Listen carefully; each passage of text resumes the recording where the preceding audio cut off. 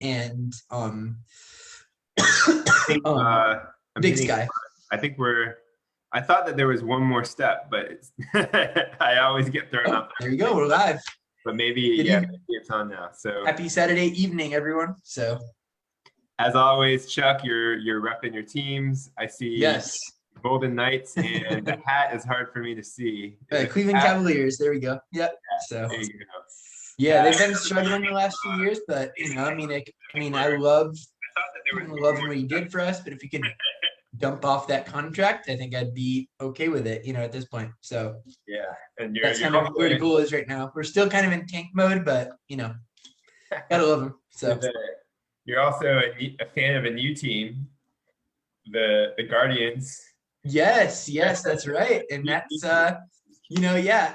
I actually I don't hate that name. I don't. I think it's very emblematic of what Cleveland is as a city, and it's kind of like in a weird way, almost like getting an expansion team and a fresh start. Because there's new color. I mean, it really what they did honestly is they kind of like were like, how can we make this sound like Indians as much as possible? And like, well, we can't call them the Indians. Like, why don't we just take the Ian's part and see what we can put it? It's like, okay, Guardians, right? But like for those that don't know the background, there's the Guardians of Traffic that are at the bridge right passing next to the Cleveland Stadium, and effectively they were Art Deco structures put on the bridge during the 20s in its early construction, and probably about 20 foot tall by maybe 8 feet wide, and they kind of are serve as guardians of our city. So they've been a landmark for a while, and I think the proximity to the stadium, and also someone won a fan design contest, and it kind of like it was an underdog name. Honestly, I don't think it was one that had a ton of momentum early on, but it makes a lot of sense given the proximity of it to the city. And I think the double meaning they're going for, if you watch the Tom Hanks video that was discussing it, it basically talks about how the city kind of guards its heritage. It like they're guardians over the field, right? So it has a bit of a ring to it. So I can't be too mad about it. Yeah, I mean, I love it since it's an homage to a landmark within the city. Yeah. Us as urbanophiles, we love that kind of thing. Oh yeah, it's a num top friendly name for sure. Absolutely. So anyway, we're here because you just got back. Yes. Just I don't know days ago Oh yeah, from yeah. out west. Mhm. Big trip, I'm sure, with a 1 year old. Oh yeah, yeah. It has its challenges. I gotta say, I mean, like that hour 4, hour 5 on some of those days, she is not wanting to be in the car anymore, and she makes that very known, right? So you kind of have to figure out any way possible to entertain her during those times. A lot of video chatting family, but at the same time, she really was for a 1 year old. She traveled about as good as you could hope for her to do. She overall did great. So That's good. That's good. So let's find out where you went and where your lucky daughter, 1 year old daughter, got to yeah. spend some time. Oh yeah, she's been in 7 states now. It's kind of it's unique for a 1 year old, right? But we did a pretty kind of like a decent sized loop of the Mountain West region. We flew into Salt Lake, and just from my planning hat, I like the idea of nonstop flights. I mean, I think the idea of connecting an airport, especially given the logistical challenges that traveling with a family entails, it just made a lot more sense. So we flew into Salt Lake. We ended up having a connection one way, but we flew direct on the way back. And from there, we drove up to Boise. So we hit 2 state capitals there that are kind of major cities in that area. And yeah, that was really our first few days were there. It was not, I mean, like, yeah. Oh, I was just gonna stop you right there to say that when you first told me about this trip, I said Salt Lake and Boise probably up there, top five, arguably top 2 cities that I had not spent any time in that I want to. So I was pretty jealous. Oh yeah, yeah. Knocking some off my bucket list, if you will. I was hoping to at least get you some pictures there, and they're both worthwhile. I mean, I would say there's a contrast there, like that you can tell that they're in the same region, but in spite of that, they have a fair amount of differences. Mhm. It's interesting.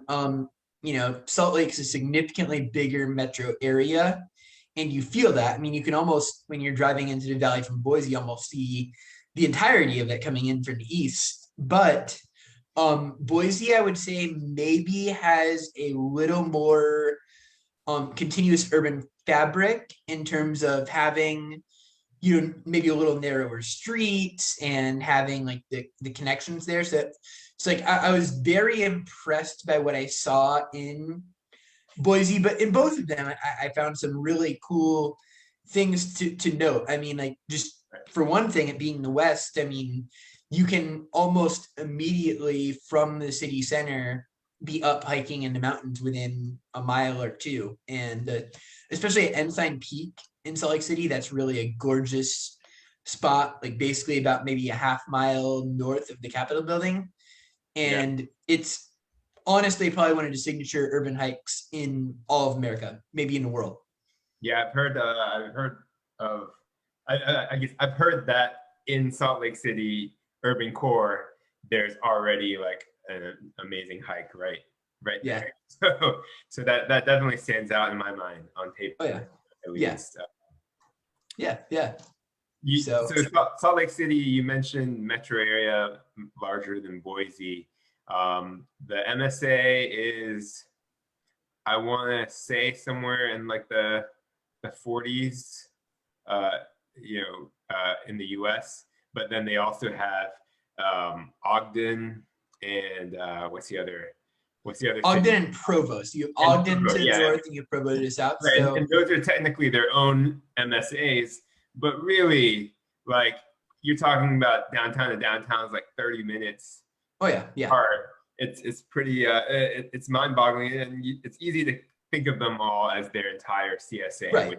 which then Well, places. because of the county lines, I mean, a lot of people in, that live in and commute to Salt Lake and are even closer are still counted as a part of, the Ogden MSA or Provo MSA. So like in this case, especially, I think the CSA of like around 2.6 million, I think is maybe a little more helpful. I mean, Yep. it is a compact city. It's very thin and long.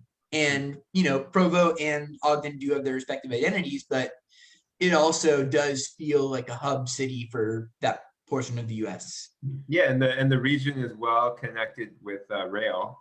Yes. Oh, and that was probably, I mean, like from a city facet, that was probably one of the more impressive parts of Salt Lake is, I mean, like the metro network there. I think they have maybe double the miles of light rail track that Houston does, and probably a similar amount of ridership. And of course, no one's sitting there and saying Houston's like a world-class transit destination, but at the same time, it says something that a relatively smaller area like Salt Lake can have as expansive a rail network as it does. It also has something called the Front Runner that's kind of like a commuter line, and from there you can commute from Ogden or Provo, which is helpful because cost of living in the Salt Lake Valley is not a joke.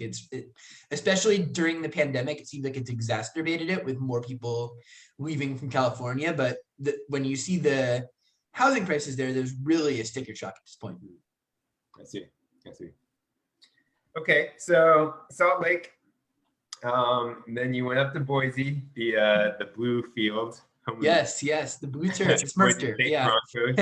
Yeah. What stood out for you there? So Boise, it's just pleasantly surprised. It was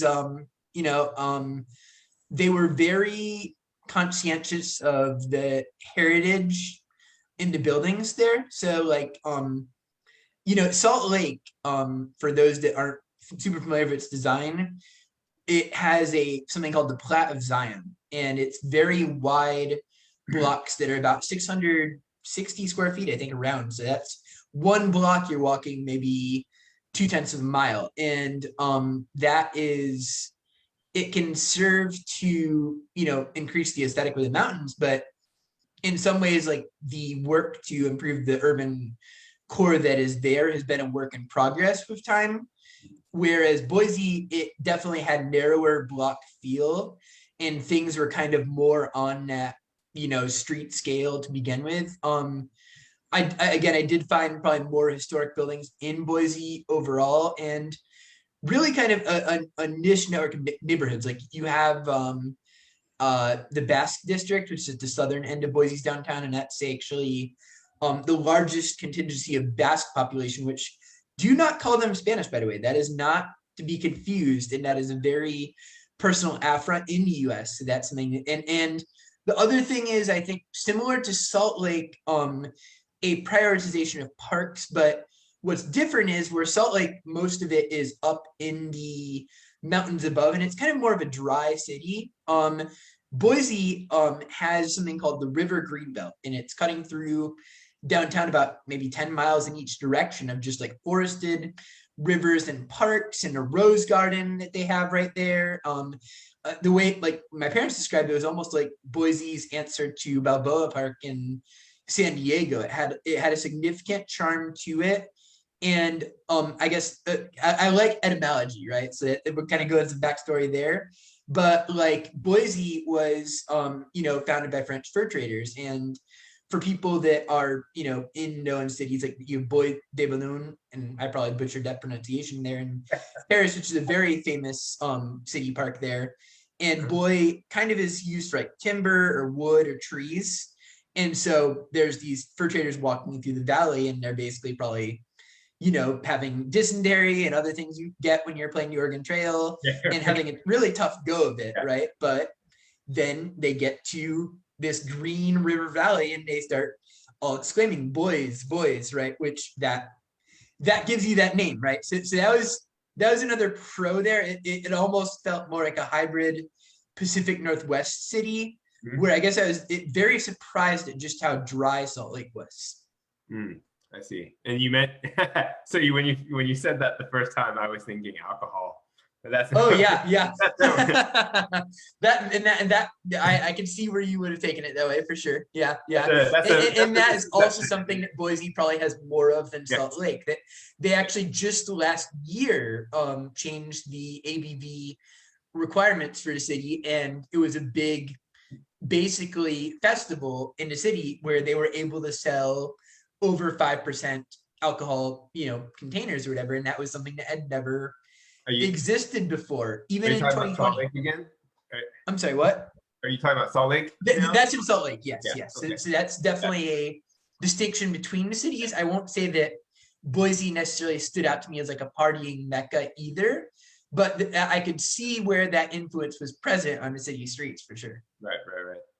I see. So in Boise, at least from my understanding, there's probably sticker shock there as well, with a lot of Californians and West Coasters. I would say, yeah, it doesn't seem like it's gotten as bad yet. I think just the factor of,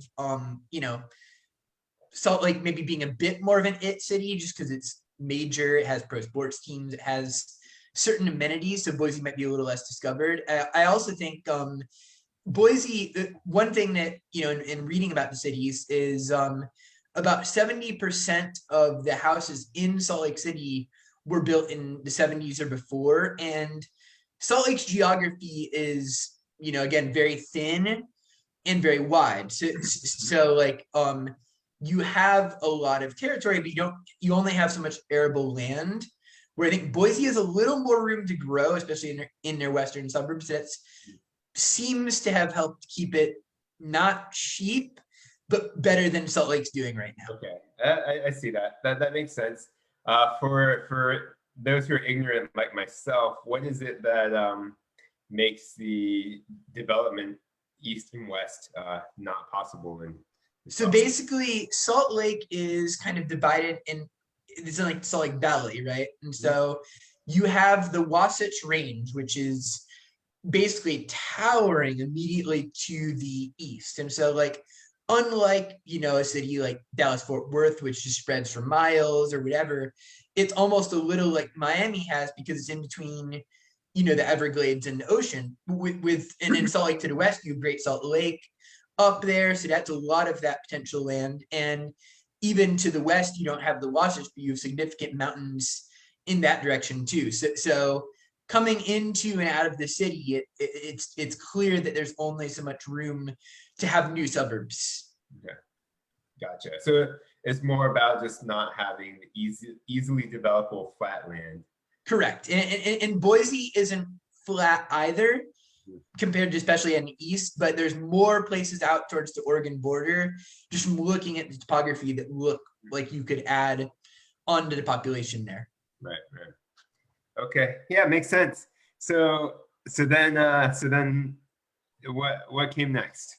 So next, so we actually, from there we went over to Craters of the Moon, which is, I mean, it was partially a national park strip, and I know this is a city's talk, but you know, we definitely had that as a theme, and it's a unique place. It's actually where the astronauts trained for the you know, the lunar landing, in terms of like collecting sediments and all of that stuff. So that was very neat. We hiked up a volcano there while holding a baby. That was also a challenge. But then we ended up in Arco, Idaho, and you know, we have some family there, and we stayed on about 80 acres of land. So, you know, if you want land and space, you can definitely have it there. And Arco is really a town that is surrounded by nothing. Like it's probably an hour from Idaho Falls. So like, even if you want to go get like Little Caesars pizza or like Wendy's, they don't have that. I mean, it's like 3 restaurants in the entire town, and those, even I think due to tourist season, are open sometimes only seasonally. So I guess as an urbanist, it was eye-opening to see just how vast America is, and how many, you know, just small towns and open, just nothing is, you know, it's really kind of shocking. From there we went up into kind of through Idaho Falls, which is like a mid-sized kind of college town, and then into West Yellowstone. And so we ended it in Big Sky. And so that kind of like, I guess, as I was mentioning, there's probably about 3 types of cities we visited on this trip. You know, we visited like state capitals, they were kind of more like hub cities. We visited kind of like, you know, more rural towns that are kind of out on the edges, like Arco, and another one I'll mention a little later, Livingston, that I was very fascinated by. And you know, ski towns. And so Big Sky is probably it's one of the more well known ski resorts in the US. It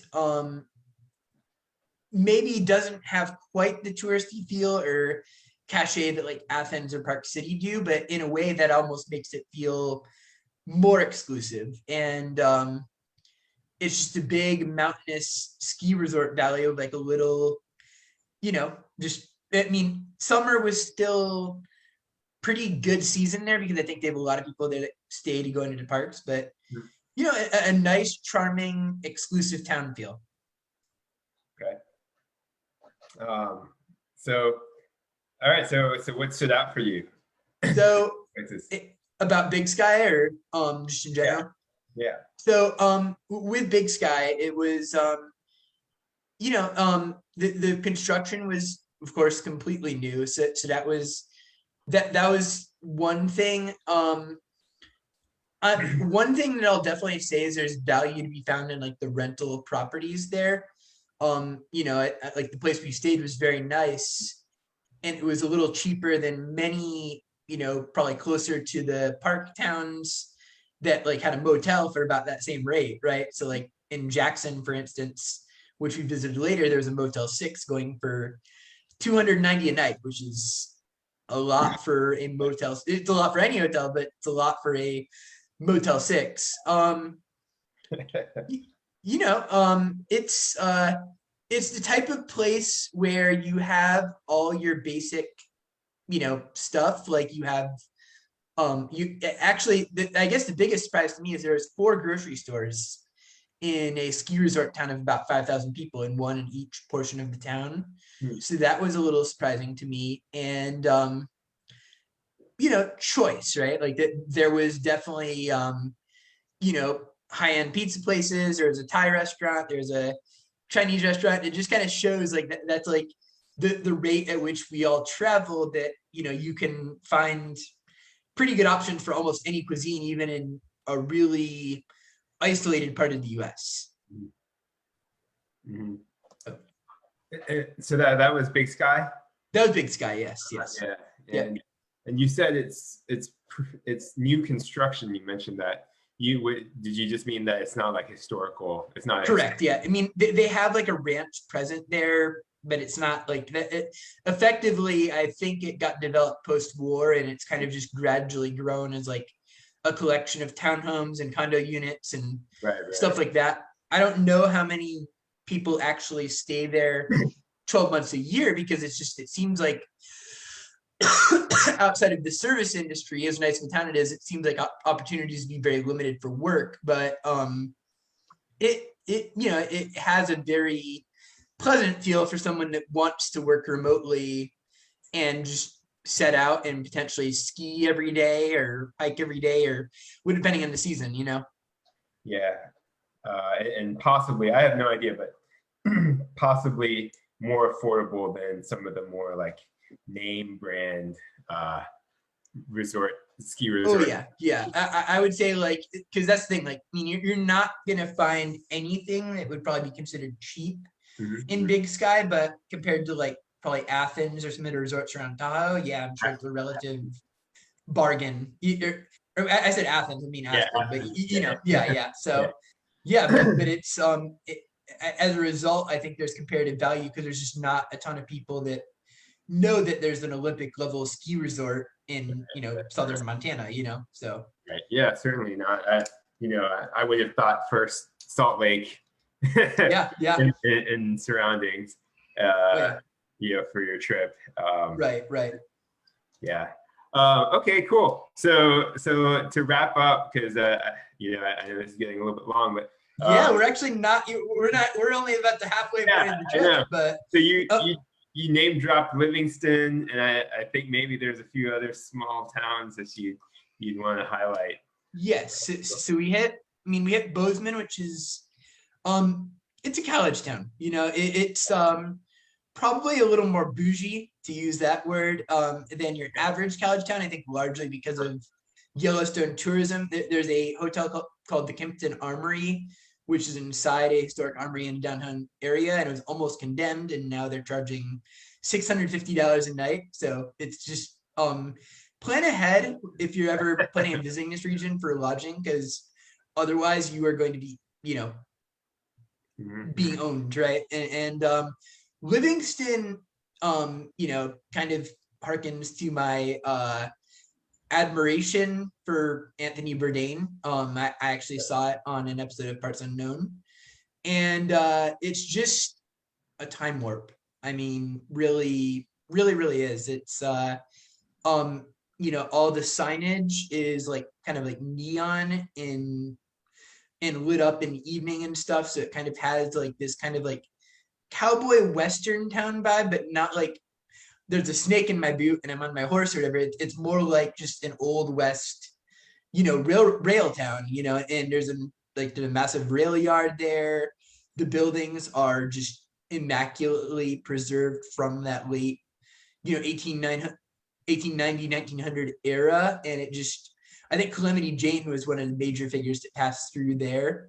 So, but it's just, it's not, I don't want to tell you it's touristy. It's not somewhere that you're going to be like, oh man, this is very kish place with lots to do. But from an aesthetic standpoint, it's a dream. I mean, it really is for a small town. So that was pretty cool. And then, as you said, we probably ran somewhat, I don't know how long we want to run, but I did visit a couple more ski resorts that were more touristy and probably more recognizable to our viewing audience in Jackson and Park City on the way down.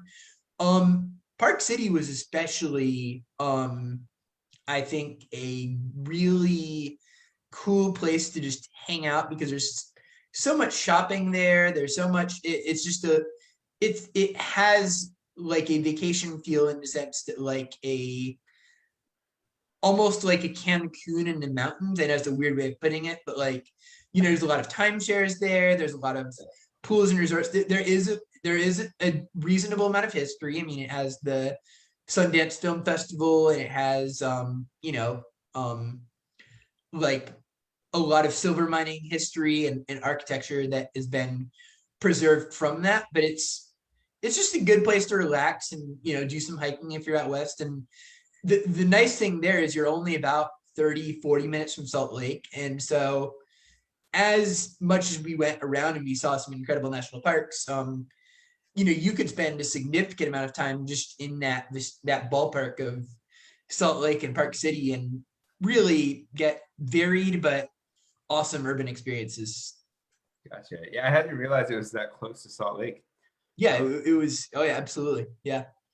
That kind of puts them lumps them together for me. Yes, it mean, and it makes it a perfect Olympic coast city. Like I think just like seeing the way it was. I mean, is god awful hot, but like during summer, but like just knowing that you have a hub city like that for air travel and all of that stuff and bigger, like hockey or whatever, but then you also have that world-class skiers that it's not even a challenge, to get to. Like, and I have to think from an athlete standpoint, like they had the Olympic Village, I think last time during, like, it was one area at the University of Utah, and like Beijing, I think, is getting it in 2022, and I wish them well, but like, as I understand it, the athletes are basically split up into two separate Olympic villages, and it's probably a 3-4 hour train ride, as I understand it, from Beijing to actually get to the other resort town. And that's,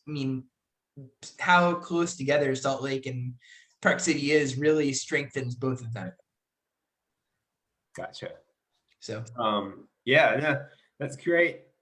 I was just gonna also go back and mention that I Googled the Kimpton Armory in Bozeman. Yeah. And it looks pretty amazing. Oh yeah. It looks like on the rooftop they've got a pool overlooking the mountains. They do. We actually went out and checked that pool, and Harper, I think we dipped her toes in and all of that stuff. It was shameless, just like, hey, I want to go check out the rooftop, and there's there's pretty nice surrounding landscape. Like if you're in town longer, there's a you can hike to the Montana M for Montana State. It's like on the side of a mountain or whatever.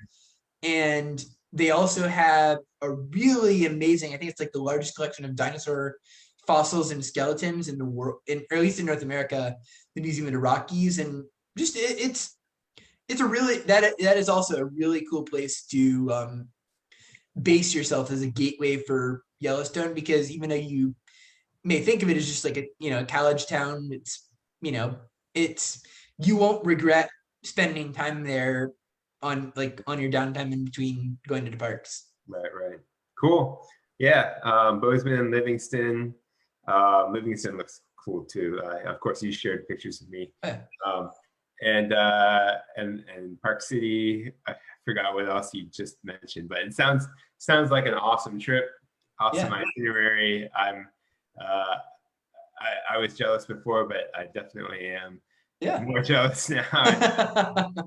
Hey, let me know if you need me to plan one for you, because Absolutely. That's always someday soon, hopefully. Yes. Cool. Well, yeah, thanks for sharing. Thanks for sort of inspiring some of our wanderlust here. Yeah. It's so great to get out again after the pandemic, and just it's like I recommend that area to anyone. It's not just like I'm not getting paid by Visit Montana or Visit Wyoming. It's just it is. If you want to pay me, I'm good with that. But it is just a cool destination. So the Urban Files Facebook group, I think in there you posted a live stream when you were walking around.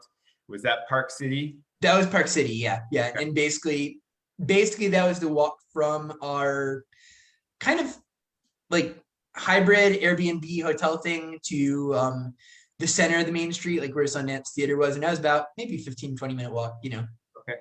So yeah, definitely check it out. Cool. Awesome. All right. It's great catching up as always. Always. Yes. Take care, Chuck. Have a good night.